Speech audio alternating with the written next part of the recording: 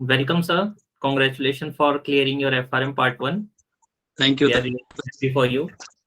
Thank you, sir. Thank you. Sunday को आपने time निकाला मीटिंग के लिए. Really kind for that. Thank you, sir. Thank you. How's the feel FRM Part 1 पास करने के बाद और अब Part 2 की तैयारी कर रहे हो? सर फील तो अच्छा ही आता है क्योंकि FRM is not like a simple exam. So Correct. FRM का achievement, FRM is like a achievement because we give time. Being a working person also, we devote a lot of times on this, and then if we get the result, so definitely we feel that we have got some achievement. Correct, sir. तो at present अभी आप क्या कर रहे हैं sir? आपका educational background, अभी working क्या कर रहे हैं अभी आप? एजुकेशनल बैकग्राउंड तो सर है कि मैं साइंस ग्रेजुएट हूँ और मैंने MBA भी किया है और presently I am working with public sector. So वहाँ पर अभी मेरा प्रोफाइल बेसिकली साइबर रिस्क है. सो अर्लियर उसके पहले ब्रांचिंग और रिटेल लेंडिंग पे काम किया है. सो बैंकिंग का ऑलमोस्ट 12-13 इयर्स का एक्सपीरियंस है अभी. 13 इयर्स, और वो भी डिफरेंट एरिया में आपका एक्सपीरियंस है. क्रेडिट भी हो गया, रिस्क भी हो गया, रिटेल भी हो गया. Yes sir, yes sir. Basically banking का कोर तो क्रेडिट ही है. अगर क्रेडिट ना रहे तो बैंकिंग क्रेडिट के लेंडिंग है. मेन ही काम लेंडिंग है. और जहां लेंडिंग इन्वॉल्व है वहां पर रिस्क भी डेफिनेटली इन्वॉल्व होगा. करेक्ट. वो तो अभी आप पार्ट 2 में पढ़ ही रहे हैं. अब आप क्रेडिट पार्ट 2 में है तो पार्ट 2 में यही रिलेट कर पा रहा हूँ सर कि मतलब बैंकिंग के हर स्टेप पे रिस्क इन्वॉल्व है. मतलब जितने सारे रिस्क मैं पार्ट 2 में भी देख रहा हूँ, operational risk, market risk, credit risk, so कहीं ना कहीं बहुत रिलेट हो रहा है. So correct. बैंकिंग तो होल रिस्क पे ही बेस्ड है. So FRM in that way is very much sync with the banking person who is doing banking. आपका इतना तगड़ा एक्सपीरियंस है, इतना मींस जो प्रोफाइल्स में वर्क किए हुए हैं डिफरेंट, तो FRM क्यों करना चाह रहे थे आप? What's the reason behind doing the FRM? FRM sir, पहली बात तो ये है कि सर ये काफी रिलेट करता है. इवन हर स्टेप पे हम लोग फेस करते हैं रिस्क.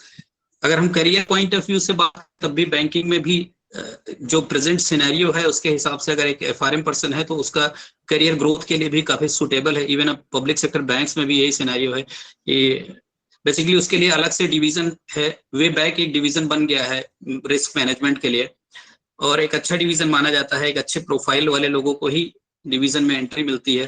तो एक तो पॉइंट ऑफ व्यू था, ये था कि करियर के हिसाब से एक इम्पोर्टेंट हमारे लिए कोई चीज हो है FRM.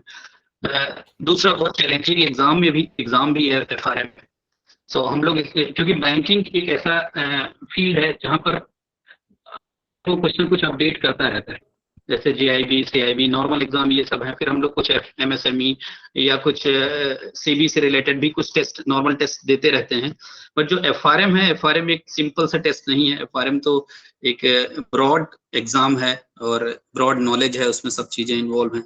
So in that way FRM लगा कि FRM चैलेंजिंग है और इसको किया जाए. तो career point of view as well as थोड़ा चैलेंजिंग है, इस हिसाब से भी सोचा. थोड़ा अपॉर्चुनिटी के बारे में बताइए सर. क्या अपॉर्चुनिटीज आपको मिलेगी ये क्लियर करने के बाद आपके सेम बैंक में? क्या वो डोमेन्स है, क्या वो डिपार्टमेंट्स हैं? अपॉर्चुनिटी का सर यही है कि बेसिकली जैसे बैंकिंग में कि ना है करियर में, तो इंटरव्यूज और ये सब चीजों से टेस्ट होते हैं, उसके हिसाब से प्रमोशन होता है. सो आपसे जो FRM कोर्स या कोई रिस्क मैनेजमेंट का कोर्स है, सो उनको प्रेफरेंस मिलता है. ऐसे लोग जो FRM कर रहे हैं उनको उस लाइन में थोड़ा प्रेफरेंस मिलेगा, उनके लिए स्कोप ज्यादा होगा. और सो इस पॉइंट ऑफ व्यू से अगर मैं बैंकिंग में रहता हूं तो इस पॉइंट ऑफ व्यू से मुझे हेल्प मिलेगी FRM से. ग्रोथ प्रोस्पेक्टिव की मतलब एक मुझे प्रेफरेंस मिल सकता है इस सब्जेक्ट का. करेक्ट. तो इसका क्या पैकेज में ग्रो होता है या फिर जस्ट प्रमोशन ग्रोथ होता है? No package sir, public sector में तो अपना एक सेट मॉडल है, उसके हिसाब से ही है. वहाँ स्किल वाइज है, वहां पर इतना इंसेंटिव बेस्ड अभी नहीं है. सो पैकेज ग्रोथ तो नहीं होता है कोई, बट हाँ ये चीजें हैं वहां पर अवेलेबल कि कोई एफआरएम है तो उसका फी रिम्बर्समेंट हो जाता है अगर वो क्लियर करता है, ये सब चीजें हैं, बट पैकेज के हिसाब से नहीं है, ग्रोथ पर्सपेक्टिव थोड़ा बढ़ जाता है, यही है। ओके, उसकी क्या जी प्रोबेबिलिटी है कि कोई प्राइवेट बैंक में काम कर रहा है, एफआरएम करने के बाद क्या वो पीएसयू में आ सकता है रिस्क डोमेन में? नहीं अभी सर ऐसा नहीं है, कोई पैरेलल रिक्रूटमेंट का प्रोविजन नहीं है, बट अब थोड़ा सिनेरियो चेंज हो रहा है, अभी बहुत जगहों पे जो हायर लेवल पे भी कॉन्ट्रेक्चुअल एम्प्लॉइज रखे जाते हैं, सो इन दैट वे अगर बाहर से रिक्रूट किए जाते हैं तो वहां पर एफआरएम को एक प्रेफरेंस मिलेगा। मींस कॉन्ट्रेक्चुअल मिलेगा, डायरेक्ट पेरोल नहीं मिलेगा? हाँ डायरेक्ट पेरोल का अभी प्रोविजन नहीं है सर, पैरेलल रिक्रूटमेंट का प्रोविजन नहीं है। नॉर्मली स्केल 1 या 2 लेवल पे या प्रोविजनरी ऑफिसर या मैनेजमेंट ट्रेनी के रूप में ही आते हैं नॉर्मली, कभी कभी हायर स्केल में भी आते हैं, बट अगर हम एफआरएम या कोई रिस्क मैनेजमेंट वाली चीज बात करें तो अभी हायर लेवल पे, काफी हायर लेवल पे कंट्रेक्चुअल रखा जा सकता है। जैसे बैंक में अगर हम साइबर रिस्क की बात करें तो एक सीसो रखा जाता है, सीसो होता है साइबर इंफॉर्मेशन सिक्योरिटी ऑफिसर।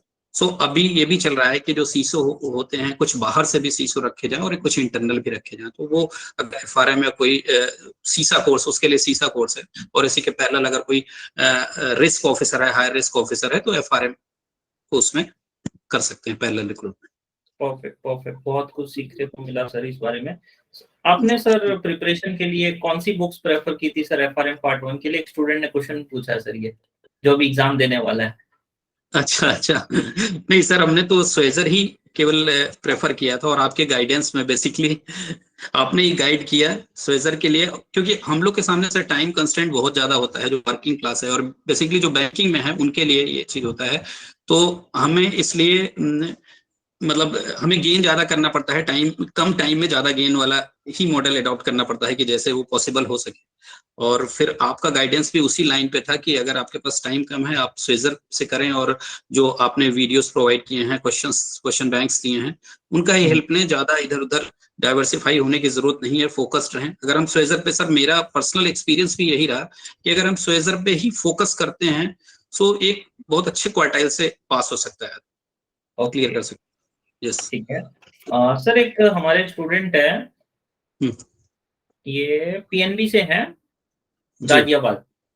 तो अच्छा अच्छा। इन्होंने सेम बैंक लाइन से ही है, तो रिलेट कर पाएंगे आप कैसे आपने फुल टाइम जॉब के साथ सर पढ़ाई को मैनेज किया?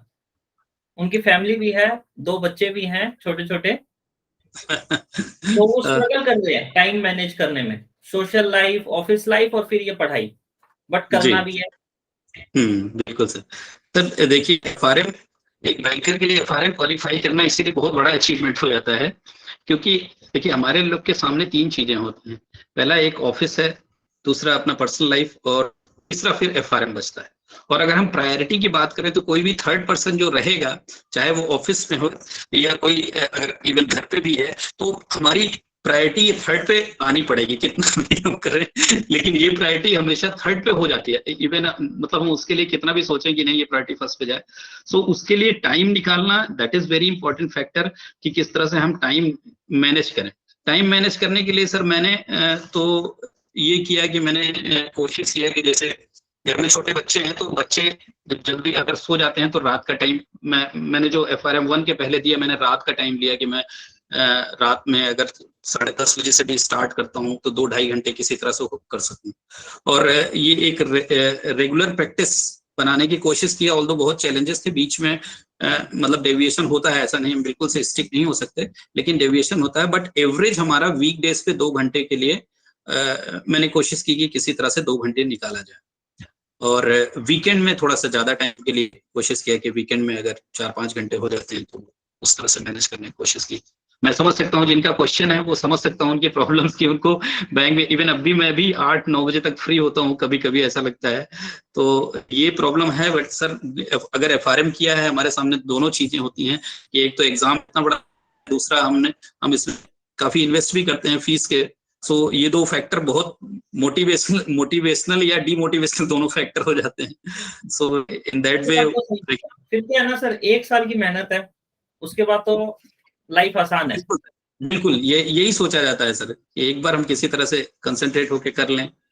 करेक्ट अभी करेक्ट। सेम चैलेंज मैं 2 में फेस कर रहा हूँ सर, जो मेरे उनका कलीग का एक क्वेश्चन है, सेम चैलेंज मैं भी फेस कर रहा हूँ। बट यही है कि आपने जैसा गाइड किया कि रेगुलरिटी रखनी पड़ेगी, रेगुलर करना पड़ेगा और डिसिप्लिन किसी तरह से भी होना पड़ेगा। इवन आपसे हमारा जब कम्युनिकेशन होता था तो आप हर बार इस चीज को करते थे कि अगर डिसिप्लिन हो सको तभी FRM करोगे, डिसिप्लिन नहीं हो सकते तो फिर नहीं करना। FRM सर फिर आप कुछ नहीं कर सकते। अगर आप बिल्कुल डिसिप्लिन ना, फिर आप जिंदगी में कुछ नहीं कर सकते। सिर्फ FRM नहीं, कुछ नहीं कर सकते आप। सही क्योंकि सही, कुछ बिल्कुल भी सही, करने के लिए डिसिप्लिन चाहिए। आपको ऑफिस जाने के लिए भी डिसिप्लिन चाहिए। बिल्कुल 10 बिल्कुल बजे ऑफिस का अगर पहुंचिंग टाइम है तो आपको 10 पौने 10 बजे पहुंचना पड़ेगा। Correct sir, consistency. बिल्कुल फैक्ट है। एक स्टूडेंट का और क्वेश्चन है सर, आपने तो एग्जाम दिया है, वो पूछ रहा है कि मेरे पास सर अभी 80 दिन बचे हुए हैं FRM पार्ट 1 का मेगा अटेम्प्ट के लिए, तो क्या सिर्फ मेरी वीडियोस और क्वेश्चन सॉल्व करके अगर वो जाए, कैन ही पास? क्योंकि उसके पास सर 80 दिन बचे हुए हैं, तो आप क्या गाइडेंस देना चाहेंगे सर? 80 दिन बचे हुए हैं और बट उन्होंने कुछ तो स्टार्ट किया होगा ना सर, मतलब परसों से ही पढ़ाई शुरू की है सर। अच्छा परसों से ही पढ़ाई शुरू किया है। सो सर देखिए, ये तो फिर होलसेल इनके ऊपर डिपेंड कर पाएगा कि वो कितना पढ़ाई कर पाते हैं, क्योंकि ऐसा नहीं है दिन से नहीं है, इतना ग्रेस कर पा रहे हैं उससे वो चीज मैटर करेगी। और आपके वीडियोस बहुत हेल्प करते हैं। अगर मैं अभी देख रहा हूँ, जैसे मैं अगर कोई चैप्टर पढ़ रहा हूँ, सो चैप्टर पढ़ने में अगर वीडियो देखे बिना वो चैप्टर पढ़ रहा हूँ तो मुझे बहुत टाइम लग रहा है। अगर मैं देख के पढ़ रहा हूँ, वीडियो एक बार समझ ले रहा हूँ, उसके बाद देख के कर रहा हूँ, तो मेरा टाइम काफी रिड्यूस हो जा रहा है। वो कर सकते हैं अगर वो वर्किंग है, अगर वर्किंग नहीं है तो अच्छा खासा टाइम निकाल। अच्छा वर्किंग भी वर्किंग, है, एक बच्चा भी है सर। अच्छा अच्छा अच्छा, तब उनको थोड़ा ज्यादा टाइम निकालना पड़ेगा सर। थोड़ा डिफिकल्ट तो है ही है, लेकिन चांस तो इसी में है। अगर डेली 3-4 घंटे वो करें और आपका वीडियो पहले, मतलब एक बार स्वेजर का चैप्टर पढ़ें, फिर आपका वीडियो देख के फिर से अगर पढ़ते हैं तो काफी इजी हो जाता है। Correct correct correct, means possible है। थोड़ा सा टाइम को अच्छे से मैनेज करो, समय निकाल के पढ़ो। You can do it. Weekends में 6-6 घंटा 7-7 घंटा पढ़ो, इट इज मैनेजेबल। बिल्कुल बिल्कुल पॉसिबल। उसके बाद सर आपने हमारे रेगुलर टेस्ट और मॉक एग्जाम दिए थे, उसका कोई फायदा मिला क्या? स्टूडेंट पूछ रहे हैं, क्योंकि मैं बच्चों को बहुत फोर्स कर रहा हूँ एग्जाम देने के लिए, वो परेशान हो जाते हैं, तो पूछ नहीं रहे हैं कोई उसी का फायदा तो मिलेगा कि नहीं मिलेगा? उसी का सर फायदा ही, एक्चुअली उसी का फायदा ही है जो हम पढ़ रहे हैं, और उसके बाद जो आपके मॉक टेस्ट और क्वेश्चंस अगर हम करके उसको थोड़ा रिव्यू कर रहे हैं। बेसिकली मैंने पर्सनली फील किया कि अगर हम क्वेश्चंस को देख के रिव्यू करते हैं और चैप्टर पे एक बार फिर से खुद जाते हैं तो हमारा कंसेप्ट और क्लियर होता है बेसिकली, और हमें थोड़ा एप्लीकेशन मिलता है कि जो हमने पढ़ा वो कैसे अप्लाई हो रहा है। तो बिना क्वेश्चन के तो सर इनफैक्ट कंसेप्ट ही नहीं क्लियर होगा। मेरा सर जो आपने अपना मॉक पर्सनल, टेस्ट दिए थे सर हमारे? हाँ मैंने दिए थे सर, मैंने सारे नहीं दिए थे, लेकिन मैंने दिए थे आपके टेस्ट। मैंने 2-3 मॉक किए थे, और क्वेश्चन जो आपके चैप्टर वाइज क्वेश्चन है वो मैंने सारे किए थे सर। वो सारे आपने कंप्लीट किए थे। वो मैं सारे समझ किए सकता हूँ सर, 5 मॉक एग्जाम एक वर्किंग प्रोफेशनल के लिए it's a very big challenge, समय जी। निकाल पाना। लेकिन अगर आप 2-3 मॉक भी कर लेते हो, at least you have the idea कि एग्जाम में पेपर कैसा आने वाला है। आपका रिदम बन जाता है 4 घंटे पेपर के सामने बैठने का। वरना क्या होता है, अगर जी कोई स्टूडेंट मॉक नहीं करता, उसको ना पता नहीं चलता 4 घंटे बैठना कैसा है, किस तरह के जी क्वेश्चन आएंगे। चारों सब्जेक्ट के जब कंबाइंड क्वेश्चन आते हैं तो माइंडसेट अलग होता है। सब्जेक्ट वाइज सब्जेक्ट के क्वेश्चन आते हैं, चैप्टर वाइज चैप्टर के क्वेश्चन आते हैं, तो माइंडसेट अलग होता है। तो करेक्ट सर। 2-3 मॉक करने के बाद आपकी माइंडसेट क्लियर हो जाता है कि हाँ भाई, now I am ready for a 4 hours game. जी बिल्कुल सर, बिल्कुल। क्योंकि वो रिलेट तभी कर पाते हैं, जैसे हम चैप्टर वाइज पढ़ रहे हैं, चैप्टर के बाद क्वेश्चन देखते हैं तब तो हमें इजी लगता है, लेकिन अगर हम कंप्लीट अगर सब कोर्स अगर लेके करते हैं तब हम रिलेट करना, और तभी असली टेस्ट होता है कि जो एग्जाम में जैसे हमें देना है उस तरह से हम फील कर पाते हैं। आपको पार्ट 1 इजी लग रहा है कि पार्ट 2 इजी लग रहा है? सर इजी तो इनफैक्ट दोनों नहीं है, लेकिन अभी पार्ट 2 बहुत लेंदी लग रहा है। पार्ट 2, सिलेबस अप्रोक्सीमेटली डबल है। हाँ बिल्कुल सर। और लेकिन मैं एक बात कहना चाहूंगा कि आपकी वीडियो से बहुत हेल्प मिल रही है पार्ट 2 में। पार्ट 1 में तो मिल ही रही थी सर, पार्ट 2 में तो मैं और ज्यादा फील कर रहा हूँ कि मुझे और ज्यादा हेल्प इससे मिल पा रही है, क्योंकि पार्ट 2 का जो लैंग्वेज है स्वेजर का हो जाता है उसको समझना उस तरह से। सिर्फ जो इनहेरेंट चीज है ऐसा आपने डिफाइन किया है, यूनिक है, उससे बहुत हेल्प पार्ट मिल 2 रही है। तो सर अगर आप पार्ट 2 से को स्क्वाइजर से सिर्फ पढ़ रहे हो तो you are sacrificing your future. Yes sir, बिल्कुल सर। वो तो जस्ट एक समरी है। मैं अगर फील आप कॉन्सेप्ट बिल्ड नहीं कर रहे हो तो you are sacrificing your future. वो फिर डिग्री लेने वाली बात हो गई, करियर बनाने बिल्कुल, वाली बात नहीं हुई सर। फिर यस, करेक्ट। प्रैक्टिकल अंडरस्टैंडिंग बहुत जरूरी है। बिल्कुल। आपको अभी जैसे पढ़ रहे तो आपने देखा होगा, मैं जिस डिटेल में पढ़ा रहा हूँ और बुक में जितना दिया हुआ है उसमें कितना हम्म, डिफरेंस है। बहुत डिफरेंस पड़ता है सर। कई कई जगह तो बुक की जो लाइंस है ना, उसका कंसेप्ट ही नहीं समझ में आता कि यहाँ पर ये क्या कहना चाह रहे हैं। तो जब आपका वीडियो खोल के देखते हैं, जब हमें असली उसका सेंट्रल आइडिया पता चलता है कि है क्या, यहाँ पर क्या हो रहा है, वो चीज क्लियर होता है। और वो बहुत करेक्ट। क्लैरिटी, मतलब ऑनेस्टली स्पीकिंग उसमें बहुत क्लैरिटी हो रही है उसकी वजह से। सर एक स्टूडेंट का क्वेश्चन है, ही इज 47 ईयर ओल्ड। तो वो यस बता सर। रहे हैं सर इस एज में सर पढ़ाई का मोटिवेशन नहीं आ रहा सर, छोड़े हुए 20 साल हो गए। आप भी उस एज के थोड़े आसपास ही हैं। हाँ, बिल्कुल। मतलब मोटिवेशन तो सर, मोटिवेशन यही आता है कि जब उसके बारे में सोचें यार कि एग्जाम में पास नहीं आएगा, तो फिर वो अंदर से जो एक वो होता है ना कि एक चैलेंज जो फील होता है कि अरे फेल हो जाएंगे, तो वही एक मोटिवेशनल फैक्टर बचता है। और ये ऐसा एग्जाम तो है नहीं कि हम एग्जाम के 2-3 दिन पहले पढ़ के पास हो जाए। जैसे करेक्ट इवन करेक्ट। हमारे यहाँ जो प्रमोशनल एग्जाम होते हैं, ये उससे भी टफ है, इसमें ज्यादा चैलेंजेस हैं। सो वो तो मेरे को बता रहे थे सर, मेरा बेटा बगल में कॉलेज की तैयारी कर रहा है, मैं मेरी एफआरएम की कर रहा हूँ। बोले शाम को दोनों कॉपी बेटा बैठ जाते हैं और पढ़ते हैं। बोले हाँ, ऐसी ये रूटीन हो रखी है। मतलब बिल्कुल। सर स्टूडेंट अभी इस एज में पढ़ रहा है सर, मैं ये देख रहा हूँ specifically bankers. Yes sir. Banker तो सर क्या है ना, लाइफ टाइम पढ़ता है वो। बैंकिंग इम्प्रूव करना चाह रहे हैं लोग, आगे बढ़ना चाह रहे हैं। यस सर, बिल्कुल हो रहा है, मेरी एक बिल्कुल अपडेट स्टूडेंट है कर रहा सर, वो है। कोई गवर्नमेंट बैंक में है, इंडियन ओवरसीज बैंक शायद। तो हम्म, उनके सर हर 3-4 साल में ट्रांसफर्स होते रहते हैं। हम्म, तो वो बहुत परेशान है इन चीजों से। बोली सर मेरे को एफआरएम करना है, मेरे को प्राइवेट सेक्टर में जाना है, आई वांट टू स्टेबलाइज। हम्म, हम्म, हम्म, लोगों की अलग अलग पर्सपेक्टिव है, अलग अलग रीजन से दे आर अपग्रेडिंग देमसेल्फ, और इसी बहाने उनकी पढ़ाई अपग्रेड हो रही है, नॉलेज अपग्रेड हो रही है। वरना सर यस ये sir. 47 years old bank of hmm, Baroda में, आई डू नॉट एक्सपेक्ट कि इनका पढ़ने का मन करता। क्यों? सरकारी सैलरी आ रही है, सुबह 9 बजे हम्म, जाना, रात को 7 बजे आना, रिटायरमेंट होने के बाद पेंशन, सब सेट है सर। बिल्कुल। They are taking the pain to study, to improve, just like you. Sir आपके कोई कमी नहीं है, प्रॉपर सैलरी आ रही है, प्रॉपर वर्क लाइफ है, फैमिली को भी टाइम दे पा रहे हो, सब कुछ सही है। But still you are yes. Study why? Grow करने का सर सबके अंदर अभी इच्छा जागा हुआ है। ये 2-3 बिल्कुल। साल से बहुत लोग कर रहे हैं। Yes sir. और उसमें आप लोग का कंट्रीब्यूशन भी बहुत ज्यादा है। मतलब एक अवेयरनेस देना ना, एफआरएम के बारे में अवेयरनेस देना, और ये सब चीजें बेसिकली आप ही लोग से आदमी यूट्यूब या यहाँ से देख के ही उनको थोड़ा अवेयरनेस हो रही है। और ये चीजें। डेफिनेटली, अब जैसे आपके साथ ये कन्वर्सेशन है, हम स्टूडेंट्स के शेयर करेंगे कि देखो ऐसे पढ़ते हैं, तो आपका भी एक करेक्ट। एग्जाम्पल क्रिएट होता है कि अरे मनीष जी ने किया तो मैं भी कर सकता हूँ इस एज में। बिल्कुल सर, बिल्कुल। क्योंकि हम लोग 10 सेम, क्योंकि हम सेम उस इन्वायरमेंट में हैं। अगर हम बैंकिंग कर रहे हैं या जो भी चीज कर रहे हैं, तो सेम चीज सभी सभी फेस करते हैं उस तरह का। और ये वीडियो या इनके माध्यम से ये जान पाएंगे कि नहीं ठीक है, हम लोग थोड़ा सा टाइम निकाल सकते हैं, या कोई आदमी इसमें सक्सेसफुल हो रहा है। So everybody, for everybody it is possible to get success in that way. Definitely. And sir just last question थोड़ा पर्सनल है। You want to stay in the same bank after completing FRM, या बाहर opportunity search करना चाहेंगे? Sir actually अभी ऐसा कुछ सोचा नहीं है। आगे फ्यूचर में देखेंगे, बट हाँ, थोड़ा सा इससे ये होगा कि हमारे पास कुछ कोई सर्टिफिकेशन कोर्स या कोई चीज, हमारा प्रोफाइल एक अच्छा होगा। पर्पस ये है कि अभी थोड़ा प्रोफाइल को स्ट्रॉन्ग करते हैं। आगे फिर जैसा अपॉर्चुनिटी अगर कोई मिलती है तो उस हिसाब से सोचेंगे सर, बट प्रेजेंटली अभी नहीं सोचा। प्रेजेंटली नहीं सोचा, बिकॉज मैं स्टूडेंट से रेगुलरली बात कर रहा हूँ तो उनका माइंडसेट सरकारी बैंक से सर दूर भाग रहा है।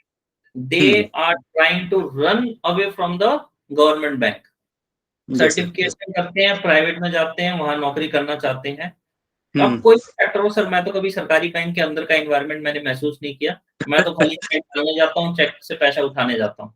और इसके अलावा मेरा कोई काम नहीं है। बट क्या रीजन है सर कि students are trying to move away from the government bank?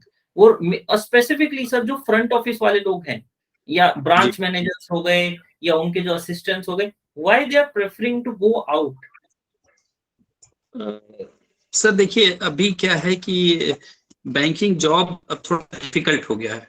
That is very honest thing कि honest to say that now banking job is very difficult, क्योंकि उसमें एक तो बैंकिंग इतना वाइड हो गया है, इतना स्प्रेड हो गया है।